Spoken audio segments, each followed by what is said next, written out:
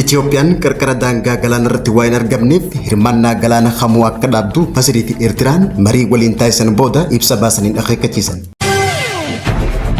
Pirojektiileen gurguddoon Itoophiyaa keessatti hojjetamanii xumuramanii fi hojjechuuf karoorfatamaa jiran hedduun isaanii cabiinsa diinagdee biyyattii mudate suphuu fi biyyattii diinagdeen utubanii kaasuu keessatti gahee guddaa akka qabu ogeessi diinagdee Yoonaas Baqqalaa Ibsa muummee ministeera Itoophiyaa Dr. Abiy Ahmed waa'ee waliigaltee Piriitooriyaa ilaalchisuudhaan paarlaamaa irratti dubbate ilaalchisee dhaabni TPLF fi guyyaarraa ibsa baaseen waliigaltee Piriitooriyaa ammas haala yaaddeessaa keessa jiraachuu ibsanii muummee ministeera Itoophiyaa waraana Wallaggaatti gaggeessee fi Tigraayitti gaggeessee wal bira qabee dubbachuu isaa balaaleffatanii jiran. Haliilla Ameerikaan Yemen keessatti raawwatee wal qabatee lammiileen Itoophiyaa beenyaa isaanii akka kafalamuu qabu ibsame. Daawwattoota fi hordoftoota Egeree Miidiyaa nageenya keenya bakka jirtan maratti sinaa ga'u isiniin jenna. Guyyaan irraa onkololeessa 30 takka barra 2025 kanneen asii walitti dhageessan matootii oduu teenya irraatii amma bal'ina oduu isinitti himna. ሚሊዮን ፐርሰንት እርግጠኛ ነኝ ኢትዮጵያ ተዘግታ አትኖርም። ማንም ፈለገም አልፈለገም አትኖርም። Hasawa muummee ministeera Itoophiyaa Dr. Abiy Ahmed dhimma buufata galaanaa Assab ilaalchisee ibsa walgahii paarlaamaa irratti dubbate hordofuudhaan Masrii wajjin marii guyyaa 5 taasisuun guyyaa kaleessa onkololeessa 30 bara 2025 pireezidaantiin Eertiraa Isaayyaas Afwerqii hooggantoota Masrii wajjin eega marii taasiseen booda guyyaarraa onkololeessa 30 takka ministeerri dhimma alaa Masrii Badri Abdulatiif ibsa baaseen bulchiinsi galaana diimaa biyyoota daangaan isaanii qarqara galaanaa ta'an qofa laallata jechuudhaan biyyoonni qarqara galaana diimaa hin taane kamuu waa'ee galaana diimaa keessaa harka fudhachuu akka qaban beeksise. Biyyoonni galaana hin daangeessine bulchiinsa galaana diimaa irratti hirmaachuudhaan mirga kan hin qabne jechuudhaan ibsa baaseen dubbate. Itoophiyaa fi Masriin sababa hidha laga Mormooriin erga dhaban bubbulaniitti jiru. Itoophiyaan abbummaan bishaanii dhibbantaa 87 waan qabuuf bishaan kana fayyadamuuf qaama kamirraa'u hayyaman eeggadhu jechuudhaan bishaan hidhatte. Ta'ullee garuu Masriin Itoophiyaa murtee gama tokko qofa fudhatte jechuudhaan seerri idil addunyaa cabsuun himatte. Itoophiyaa, Soomaaliyaa fi Masriin sababa bishaanii erga dhabaniin bubbulaniitti jiran. Masrii fi Soomaaliyaan hariiroo isaanii daran cimsata. Pireezidaantiin Eertiraa Isaayyaas Afwerqii bara 2018 Itoophiyaa wajjin waliigaltee uumaniin booda gaajaa booda pireezidaantiin Isaayyaas Afwerqii waliigaltee kana diiguun Itoophiyaan ni himatti. Ta'ullee garuu Eertiraan Itoophiyaa wajjin dhimma daangaa Eertiraa seerri idil addunyaa keessa jiru irratti waliigaltee goone malee dhimma buufata galaanaatii miti jechuudhaan haalti. Waliigaltee hooggantoota lamaanii Dr. Abiy fi pireezidaantii Isaayyaas tanaa qondaalli waraana Itoophiyaa olaanaan amma Keeniyaatti ambaasaaddara Itoophiyaa Jeneraal Baacaa dabalee mariin sun dhugaa ta'uu guyyaa kaleessaa himeeti jira. Itoophiyaan buufanni galaanaa dhimma jiraachuu fi jiraachuu dhabuu uummattoota Itoophiyaati jechuudhaan buufata galaanaa Assab fudhachuun dirqama ta'uu ejjennoo isaa muummee ministeera Itoophiyaa Dr. Abiy Ahmed walgahii paarlaamaa irratti dhiyeenya ibseeti jira. ለብዙ ሀገራት በተናጠል ተናገር ያለው ምክር ቤት መስራት ከፈለገ ግን ለአሜሪካ፣ ለቻይና፣ ለራሻ፣ ለአውሮፓ፣ ለአፍሪካ አሁን በተከበረው ምክር ቤት መግለጽ የፈለገው ነገር የኢትዮጵያ የቀይ ባህር አክሰስ ጉዳይ አይቀሬ ስለሆነ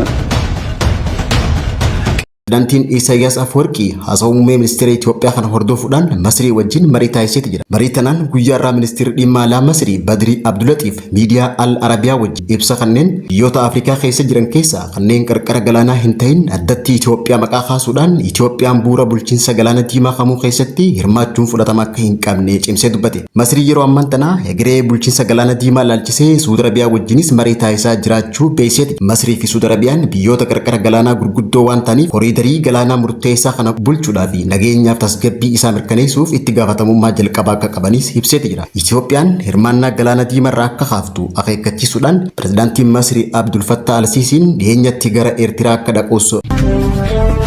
Ogeessi diinagdee obbo Yoonaas Baqqalaa turtii miidiyaalee mootummaa biyyattii waliin taasisanii jijjiiramni seenaa qaala'insa jireenyaa fi wal madaaluu dhabuu diinagdee gooroo biyyattii keessatti darbee mul'ataa jiru hubannoo keessaa galmeetiin irratti hojjetamaa jiraachuu isaa ifaa kan nuuf taasisu. Pirojektiileen gurguddaan biyyattii keessatti hojjetamuudha yoo jedhanis kunis dhiibbaa addaa hanqina kuufamaa sharafaa alaa carraa hojii dhabamu rakkoo oomishtummaa fi qaala'insa gatii wajjin wal qabatee biyyattii rakkoo cimaa keessa galchee akka tures dubbataniiru.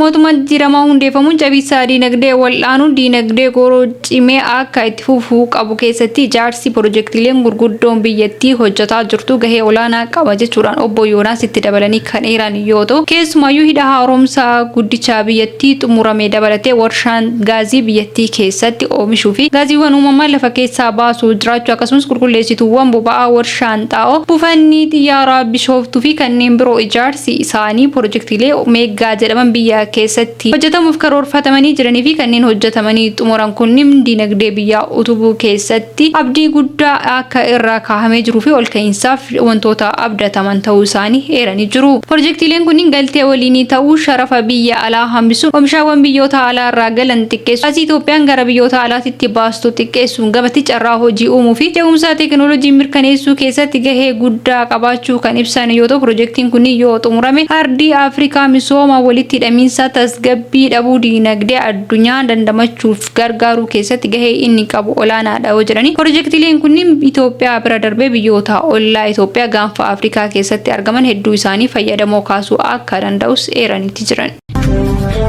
walgahii mana marii bakka boota uummataa torbee kana keessa taa'abdi irratti gaafii waliigaltee Piriitooriyaa laalchisuudhaan muummee ministeera Itoophiyaa Dr. Abiyyi Ahmediif dhiyaatteen dhaabni TPLF fi baajata mootummaan federaalawaa naannoo Tigraayiif ramadu guutumaan guututti hojii waraanaatiif oolchuu hime kun ammoo sirrii miti jechuudhaan uummanni Tigraay misooma barbaada waan ta'eef karaa nagaa qofaan hojjechuun furmaata akka ta'e muummee ministeera Itoophiyaa Dr. Abiyyi Ahmed hubachiisuudhaan waliigaltee Piriitooriyaa facabsee dhaaba TPLF ta'uu ibse. Kana malees Dr. Abiyyi waa'ee waraana Tigraayitti gaggeeffameen dubbii dubbateen waraanni Tigraayitti gaggeessine waraana Wallaggaatti gaggeessinetti hin dhiyaatu jechuudhaan garuu qalleellifamu waraana Tigraay ta'uu hime waraanni yoomis taanaan faayidaa akka hin qabne namuu argee jira jechuudhaan dubbate. Haasawaa muummee ministeera Itoophiyaa kan hordofuudhaan dhaabni TPLF ibsa guyyaarraa baaseen waraanni Wallaggaatti ministeerri muummee Dr. Abiyyi Ahmed wal bira qabanii itti fayyadamanis akka dhaabbatu akeekkachiisaniiti jiran.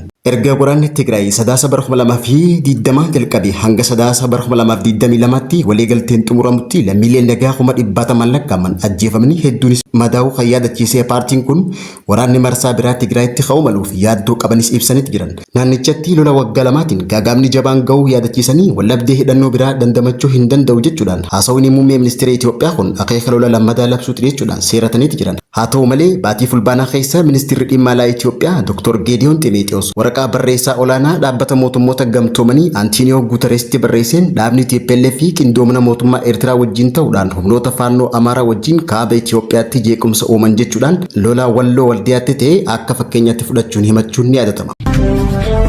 Ibsa dhaabbanni Amnesty International baaseen Yemen iddoo qubannaa baqattoota qilleensa irraan kan rukuttee turte Ameerikaan lammiilee miidhaan irra ga'e keessaa harki caalaan Itoophiyaanota ta'uu isaa kan yaadatamu yoo ta'u dhaabbatichi qorannoo hatattamaa akka taasifamuu qabus gaafatee jira.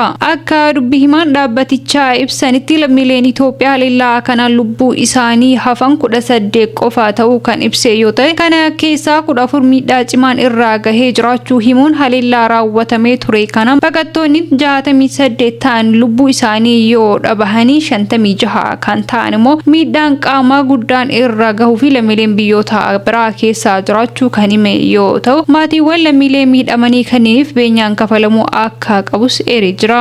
Gama biraatiin gareen Huutiin Yemen keessaa socho'u baqattoota hidhuu akka dhiisuu fi kanneen lubbuun hafaniif mootummaa Yemenii mana jireenyaa akka kennuufis dhaabbatichi akeekkachiisa kennee kan jiru yoo ta'u lammiilee Itoophiyaa haleellaa Ameerikaan Yemen keessatti raawwattee wal qabatee miidhamaniif beenyaan akka kafalamus ibsameera.